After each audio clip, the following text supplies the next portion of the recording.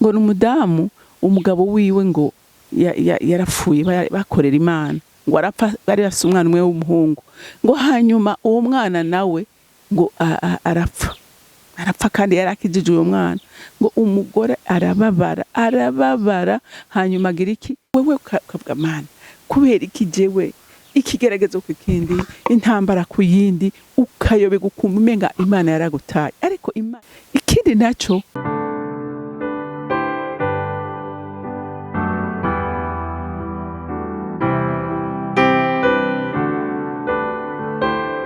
bakunzi bahora CANAAN TV, ndanezerewe kandi gusubira guhura namwe ngo tuganire ijambo ry'Imana. Ariko imbere ko dutangura kuganira, reka tubanze dusenge. Nje imbere yawe Mwami Imana ngushima, nguhimbaza, nenahaza izina ryawe, ko atarindi na rimwe rikwiye gushimwa nuko hatari ryawe gusa. Uri Imana idukunda, uri Imana itugwanirira, uri Imana dutabara. Mwami Imana mu bitugora byose, uri Imana ihora hafi abagororotsi bayo. Iryo ni isezerano dufise nk'abana bawe, kandi waravuze ko atana rimwe uzokwigera utureka twenyene, ariko waravuze kuzobana natwe gushika ku mpera y'isi. None mukunzi mwiza, muvyeyi mwiza, nje ngushima kandi ngukengurukira nkuninahaza, nguragiza indwi dutanguye Mwami Imana, ngo ubwoko bwawe bakomeze kukubona, bakomeze kukumva, bakomeze kumva presence yawe mu bugingo bwabo. Urakoze Mwami Imana kuvyumvise kandi kwemeye kubikora, hama icubahiro cyose n'amashimwe yose aba yawe. Nkaba ndabisenze ndabyizeye kuvyumvise mu izina rya Kristo Yesu, amen amen. Rero ijambo Imana impaye kuganira namwe uyu munsi, ijambo rivuga ngo hariho ibintu bine Imana yemera ko ducamo kugira ngo ibone vy'ukuri ko turi inkora mutima zayo. Haleluya haleluya. Kenshi haraho abantu biyumvira ngo Imana ngo iragerageza abantu, ariko Imana ntigerageza, ahubwo yemera kugeragezwa. Haleluya. Kandi ivyo navyo Imana yaravuze ko uwemera kubicamo neza n'ukuri nta ngorane agira. Haleluya. Kuko Imana yavuze ngo nzobana namwe. Haleluya. Ngo mu vyo muzocamwo vyose nzoba ndi kumwe namwe. Araduhumuriza ngo ntidutinye, ngo nahise irimwo amakuba n'amagorwa menshi, Imana iravuga ngo muhumure. Yesu aravuga ngo naranesheje urupfu na kuzimu. Rero reka turabe dusome ijambo ry'Imana ruri muri Yakobo igice ca mbere, turasoma umurongo wa 12. Aravuga ngo ivyo kwihanganira ibigerageza, hahiriwe umuntu yihanganira ibimugerageza, kuko niyamara kurama azohabwa igitsibo c'ubugingo, ico Imana yasezeraniye abayikunda. Amen. Rero rimwe na rimwe Imana ibintu bine navuze ko yemera ko biba ku muntu kugira vy'ukuri Imana ibone umuntu, hari ivyo yemera kwacamo. Haleluya. Uwa mbere Imana yemera ko ageragezwa n'umuntu Imana irondera. Hari igihe Imana ikurondera ikaguhamagara ukanka, ikagutuma kwintu abahanuzi ukanka, igaca mu ijambo ryayo ukanka kuyumva. Hari igihe rero Imana yemera kubigeragezo bigishukako. Haleluya. Ikavyemera, ukamanika amaboko ukavuga uti Imana jewe ni wemera ukantabara ukankura aha hantu, nzogushima. Haleluya. Ivyo rero Imana iravyemera kandi ntibishaka kukwica, ntibishaka kukubabaza, ariko ibishaka ngo umenye ubukuru bwayo. Haleluya. Ibishaka ngo umenye ubukuru bwayo, umenye yuko atakintu na kimwe nk'umwana w'umuntu yo kwishoborera atari Imana ikimushoboje. Amen. Rero umuntu w'Imana niwabona hari ibintu uri kuracamo bikugora, bikunaniza, ubona urushe, ubona utabona inzira ni imbere n'inyuma, uzubanza urabe mbega ntiwadadaje umutima. Mbega ntiwadadaje umutima. Hariho n'abayizeye bayemereye, ariko ugasanga n'abantu bagendera mu vyaha. Imana ikakubwira rimwe ati ba muri iyo nzira, ba muri ico ca, ukadadaza umutima. Hama Imana ikemera icyago kikagushikako kugira ngo ikuronke. Haleluya. Kugira ngo ikuronke, kugira ngo igutabare. Rero Imana irashobora kwemera kuca mu bigeragezo kugira ngo igutabare, kubera urukundo igukunda, kubera yaravuze ntiwashoboye kumva ijwi ryayo, ariko noneho igira ikoresha ibintu bigaragara. Haleluya. Haleluya. Hari intaye nkunda kuyivuga ngo n'umudamu umugabo wiwe ngo yarapfuye bakorera Imana, ngo arapfa, bari bafise umwana umwe w'umuhungu, ngo hanyuma uwo mwana nawe ngo arapfa kandi yarakijije uwo mwana, ngo umugore arababara hanyuma agira iki, aravuga ati wa mana we ndaguhevye, nta rukundo ugira, yumva yansi Imana, imutwaye umugabo, imutwaye umwana yarafise, yumva umenga asigaye ari inkokore, aheba Imana, yisubirira hehe, yisubirira mu byaha, ngo aragenda anywa inzoga, arasambana, akora ibintu vyankwa n'Imana, hama ngo ambomate aragwara, abagenzi bakaza kumuraba, muraza abagenzi bo mw'isi ngene bameze, bakuraba ukwezi kumwe, bakuraba umwanya muto, hanyuma ngo arabura umuntu n'umwe asubira kumuraba. Imana yemeye kwikigeragezo kimugerako, ngo hanyuma aryamye asuhuza umutima, aravuga ati Imana ndapfuye, ngo hama ngo abona nka televiziyo ije imbere yiwe, hama ngo yumva aramubwira ngo none ngo ko wampevye, ngo ukavuga ngo wisubiriye mw'isi, ngo none isi yakumariye iki? Hanyuma ngo acaramubwira ngo ariko gamana, ngo wewe urazi ngene wampemukiye, ngo wantwaye umugabo, untwara umwana, ngo urumva ngo narababaye. Ati none ko wababaye, ko wagiye mw'isi, none isi yaguhaye iki? Bantu b'Imana, hari igihe dutera agatsinda Imana kubera ivyo turiko turacamo, aho kuyumira kukayifata ukaca uvuga ngo jewe ndayihevye, Imana nta vyayo, ukayivako. Ariko nagira ndakubwire ko ari wewe uriko wikwegera ibyago. Haleluya, haleluya. Imana ntayitokura umuntu, nta hantu kure wowe warageze Imana itogukurayo. Ngo hama ngo Imana yamwereka ati reka ndakubwire, ati ngira ndakwereke umwana wawe ahantu hari, ngo yabona umwana wiwe ngo ari ahantu heza, ngo anezerewe, ariko aratazira Imana, ngo urumva amerewe neza, ngo hanyuma ngo reka renda kwereke mu myaka yari imbere yiwe, nk'itanu imbere yiwe, ndakwereke ko yari kubasa, ngo imumwereka abona ngo ari imborega, umunywara umuga, agenda araveveta mw'ibarabara, ngo none ngo ushimye ibihe entre bijya bibiri, ko ndari kumugumiza ngaha akagwa akazogira iherezo nkarige, canke ko no mutwara akinyizeye akaba ari mu bwami bwanje. Yo wa mudamu ngo arihana arasaba imbabazi Imana, ebye iyo ngwara yakikiriwe umunsi.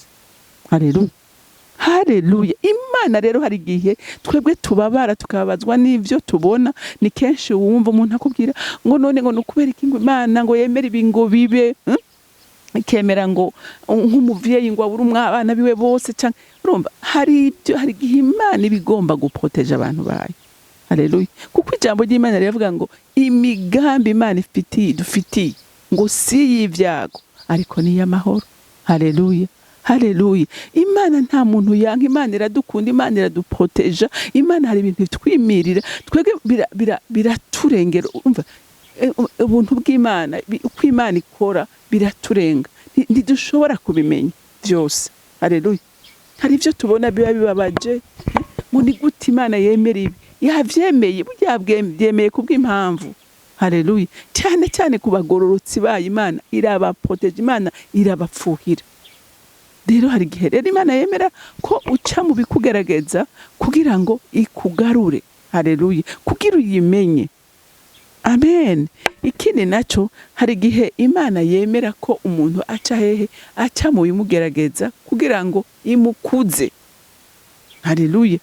Umve wewe ukavuga Mana, kubera iki jewe ikigeragezo kikindi, intambara kuyindi, ukayobe gukumva umenga Imana yaragutaye. Ariko Imana birikwira gukomeza, Imana birikwira guforja, Imana ibishaka ngo ukura amaso kuri ibyo byose wari kuraraba, uhanga amaso yo. Haleluya, haleluya. Rero bantu b'Imana, ndabinginze, isi meze nabi, igihe ni kibi, abantu benshi baradendebukiwe kubera ama situation bariko barabona, ariko ndakwingeka kubw'imbabazi z'Imana, hanga amaso Imana. Haleluya, hanga amaso Imana. Dawidi yari mu ntama wenyene, mu madubu, mu ntambwe, umutima wiwe yaguma wohereza ku Mana. ntiyawuhereza kumva ko ari we mwungere w'intama wenyene afise abo bavukana atanumwe aza kumucungura ahari ngo amuruhurire. Urumva Dawidi aravuga ngo naho data na mama bona ngo nzuguma ndakwizigiye.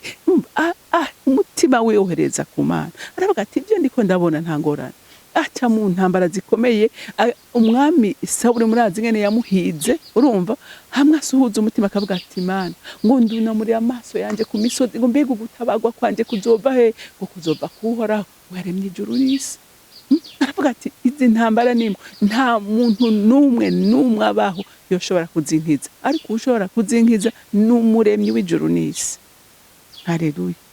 Abantu benshi umunsi barataye wakuba bariko baragerageza baja mu bapfumu, baja muri ibi, baja muri biri. Umva, guma hamwe, tekana, uvuge ngo Mana ko wemeye konca muri ibi ndabicanamwo nawe. Haleluya. Kuko warasezeranye kutazokwigera urekura umugororotsi wawe darima. Haleluya. Ukomere ushikame. Dawidi arashikama aravuga ngo Mana ndarindiriye ugutabagwa kuva kuri wewe, ndarindiriye ineza yawe. Ayirindira ari umwizigirwa, ayirindira yihanganye adafise ubwoba. Rero Imana hari igihe twemerera ko duca mu ntambara kugira ngo igire iki itwigishe. Amen. Rero niba uri kurazicamwo uraba uti mbega uyu munsi ibi ndiko ndacamwo mbega ni jewe navyikwegeye, kuko hari n'ibintu umuntu w'Imana Imana itabirimo. Yego hari ibintu Imana itabirimo, ukakora ibintu Imana ikakurindira. Mwibuke wa mwana w'icangazi, umwana w'icangazi yaragiye araya ibyo se yamuhaye, aravyonona, arasonza, aramererwa nabi, ngo yarasigaye yifuza kurya ibishishwa bishigajwe n'ingurube, ngo navyo nyene ntabironke. Uri kuranyumva? Gushika igitondo kimwe yirimbo yakavuga ati jewe ibi bintu ndimwo, iyi nzira nafashe nimbi, reka nsubire kwa data. Haleluya. Ati reka nsubire kwa data, naho data tonyemera nk'umwana, aranyemera nk'umukozi nkora, ariko ndonka iconye. Rero nahawe kubona ngo mbega ndiye ikibanza ndimo, mbega turi kumwe n'Imana. Ibyo ndiko ndacamwe ndi kumwe n'Imana canke ndi kure y'Imana. Icyo nico gikomeye. Naye handi hoho Imana ntiyavuze ko tutazoca mu bigeragezo. Imana yarabivuze kandi iravyemera kandi irabishigikira, ariko iravuga ngo nzobana namwe. Haleluya. Haleluya. Ikindi naco igihe ikindi ca gatatu, Imana igituma yemera ko umuntu aca mu bimugerageza ni kugira ngo by'ukuri irabe.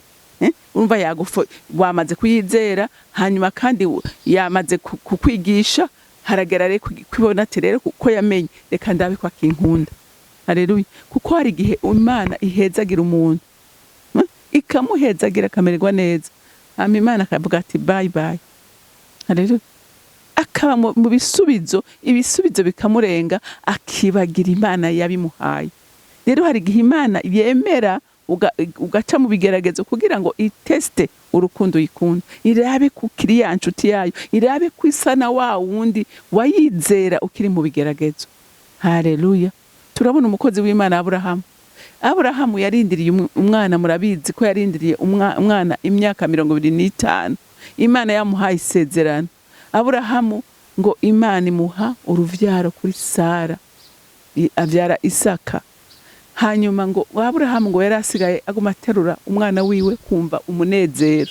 Imana iravuga ati uyu muntu umunezero afise, mbega gwa rukundo yankunda kera nigwa akimfitiye, atereka ndamugerageze ndabe.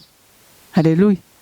Ngo iramubare yatumviriza rero Aburahamu, ndabona kunezerewe, ati none ndashaka uyu mwana umumpe kwikimaze. Aburahamu cyari ikintu kigoye kuri we, ariko kubera yarazinanye n'Imana, yarazi urukundo rw'Imana, yarazi ngene yaronse uyu mwana, ati singuhaririza Mana, ngo adugana umwana kugenda kumutanga nk'ikimazi. Haleluya. Ngo umwana yaranamubajije ati papa ko mbona ufise umuriro, nkabona ufise n'inkwi, ikimazi ugiye gutanga kiri hehe? Aburahamu ati mwana, ati Imana iraza kwimenyeraho igikura. Bashitse ngo asiga abakozi inyuma, ngo ategura igicaniro, ashira kwinkwi, afata inkota. yashize ku mwana kugira mukata muturire ngo Imana iravuga ngo Aburahamu aracankunda. Haleluya. Aburahamu aracankunda ngo abwira marayika ati rukange umubwire ahagarike. Avuga ngo Aburahamu ngo hindukira inyuma ngo urabe ngo hariho intama. Wahindukiye abona intama araza atanga ikimazi. Haleluya. Aburahamu yarumva ngo uko bimeze kose Yamana nize, Yamana yankuri iwacu, Yamana yandinze, Yamana yangiriye neza, ati ndazi neza ko n'uyu mwana ishobora kumuzura. Haleluya. Kuko siwe yarazi ko atari we yamwihaye. Uyu munsi hari ibintu twumirako, hari ibintu twubakirako ukamengo ni wewe wabyihaye. Oya, Imana niyo yaguhaye abana, Imana niyo yaguhaye urugo, Imana niyo yaguhaye akazi, Imana niyo yaguhaye amagara ufise. Umva yunamurire kwa maso. Haleluya. Uvuge ngo ndagushima kuri ibi, uko bitsa kose ndazi ko ijambo ryawe ni ry'ukuri. Haleluya. Aburahamu aravuga ati Imana ni nyakuri ko yaransezeranije ko mu rubyaro rwa Sara muri Isaka ariho nzobonera umugisha. None uko bigenza uko bikora ntavyo nzi. Haleluya. Kuko hari igihe dushaka kubaza Imana tugashaka kumenya uko Imana ikora, hari biturengeye. Haleluya. Hari biturengeye utegereza ukarindira igihe cy'Imana. Amen. Ikindi naco cya kane, hari igihe Imana yemera kuca mu bigeragezo kugira ngo ikuremere intahe n'amashimwe. Haleluya. Ikuremere intahe n'amashimwe. Mwibuke umudamu Ana ngo yakundwa n'umugabo wiwe. Haleluya. Umugabo ngo yaramukunda, abo umugore yamikaye, ariko Imana iravuga ati uyu mugore rindira, ndagomba kuzomuremera intahe ngo Penina ngo akamubabaza, Penina ngo akamucurira, kacumita umutima wa Ana, ariko Ana akaguma senga Imana, akaguma aririra Imana. Umugabo akamubwira tumviriza Ana kubera kubabaye, ati jese ndakurutira abahungu 10 wovyaye, hari ico ntaguha, hari ico ntakugirira. Ngo niyo bagenda gutanga ibimazi ngo yamuha ibyo yaha Penina n'abana biwe, ngo yamuha double y'ivyo yahaye abo. Ati none ni gute akamuha amakada akamunezereza, ariko umunezero ntiyari bwawuronka. Haleluya. Ibyo byose ni Imana yagize, ni Imana yabipermese. Haleluya. Kugira ngo iremere ishimwe Ana. Umunsi umwe arahaguruka, abandi barahagenda abwira Imana ati Imana ntabara. Ati yari afise kagahinda kamwe kuzuye mu mutima atabasha no gusohora ijwi. Agasenga akubita umunwa gusa, ubona agahinda karamwishe. Umuherezi ngo aravuga ngo mbega wa mugore we uzogeza ryari kuza mu ngoro y'Imana uborewe? Ati se naborewe, ati mborewe agahinda mfise mu mutima, ati Imana yanyimye uruvyaro, ati naje kuyiririra. Umuherezi aravuga ati Imana iguhica umutima wawe uri kurasaba. Haleluya. Haleluya. Ana vyara umuhungu w'igitangaza yitwa Samuel. Uravye Samuel ibintu Imana yamukoresheje ni ntayikomeye. Ana shima Imana, shingira ntayi Imana, ririmbira Imana, tazira Imana, amenya ubukuru bw'Imana. Haleluya. Rero nawe muntu w'Imana, Imana izokuremera intahe, uririmbira Imana, uyivuge mu mahanga yose, uvuge gukomera kwayo, uvuge neza yayo, uvuge gutabara kw'Imana. Ariko bigusaba iki? Bigusaba kwihangana. Haleluya. Bigusaba guhanga amaso Imana. Umva ntuvemwo, ntuve ibyo wari urimo ngo wumve ngo ntanzira ndapfuye ndagowe. Oya, hanga amaso Imana. Haleluya. Ugume mu bwizigirwa bwayo, ibigerageza bizohoraho. Haleluya. Ariko ngo hahiriwe. Haleluya. Ngo hahiriwe umuntu yihanganira ibimugerageza, ngo kuko niyamara kurama, haleluya, ngo azohabwa igitsibo cy'ubugingo. Wihanganira ibyo uzohabwa igitsibo cy'ubugingo. Haleluya. Kandi no muri inosi uzohabwa byinshi. Amen. Haleluya. Ngo ico Imana yasezeranije abayikunda, kugira ngo ushobore kwihanganira ibyo, no kuba waramaze gukunda Imana, mukanywana n'Imana, mukamenyana. Haleluya. Ukamenya ubukuru bw'Imana, ukamenya imbaraga z'Imana, ukamenya gutabara kw'Imana. Haleluya. Ibyo navyo nta handi bibonekera mu guca bugufi munsi y'ibirenge by'Uhoraho, ukumva icyo Imana ivuga, ukagendana nayo. Rero Imana yo mwijuru ibampera umugisha, mwarahezagiwe. Uri Imana yuzuye imbabazi n'urukundo, uri Imana igira neza bugaca bukira, uri Imana ituzigamira mu bitugorana bitunaniza byose, ko ari ryo sezerano dufise nk'abana bawe mwami Imana, ko atana rimwe uzokwigera uturekera mu bigerageza ngo tubiheremo, ariko waravuze ko tuzobicamwo byose mwami, kandi tukabisohokamwo turi imiriro twuzuye imbaraga zawe. Rero ndagushimiye kandi ndakuninahaje, icubahiro cyose n'amashimwe yose aba yawe, nkaba ndabisenze ndavyizeye kuvyumvise mu izina rya Kristo Yesu, amen amen. Mwarahezagiwe, mugira umunsi mwiza.